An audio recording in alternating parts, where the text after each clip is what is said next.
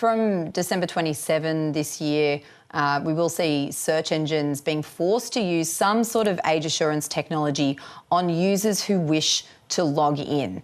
And the alternative for those companies, principally Google and Microsoft, if they fail to comply, is a fine of almost $50 million from the eSafety Commissioner. What it means is that for logged in users who are under 18, who are found to be under 18 by these age checks, they will have their search results filtered for things like pornography, high impact violence, eating disorder content, a range of content really. Any logged out users, so if you don't log in, if you don't have your age checked, you'll kind of end up with a default safety setting. So what will happen is you'll have images of pornography and high impact violence blurred at a minimum in your search results, but perhaps not, entire links omitted, as is the case with that, highest range of protection. We don't know what methods search engines are going to use to check people's ages, but having read through these rules, there's kind of a menu of options, I suppose you could say, really similar to what's on the table for the teen social media ban. Things like ID checks, things like face scanning, credit card checks are an option. You may even see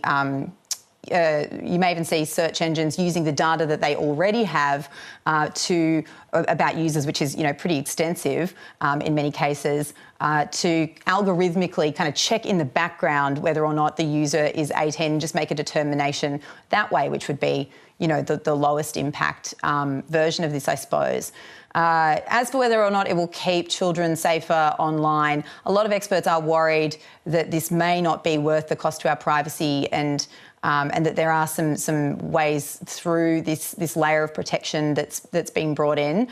This is Professor Lisa Given from RMIT University, who says there are some ways around it. It serves as a bit of a gatekeeping function, but at the end of the day, where there's a will, there's a way.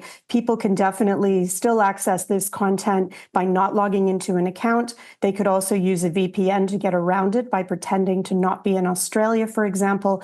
And of course, in many people's homes, there's often like a family account where people might have a shared laptop logged in all the time. Parents are going to have to be very careful to ensure that they are logged out of an adult account in order for these kind of controls to be appropriately in place. That was Professor Lisa Given there from RMIT University. And I suppose in response to that, what the eSafety Commissioner has to say is that, this is part of a multi-layered approach, this plan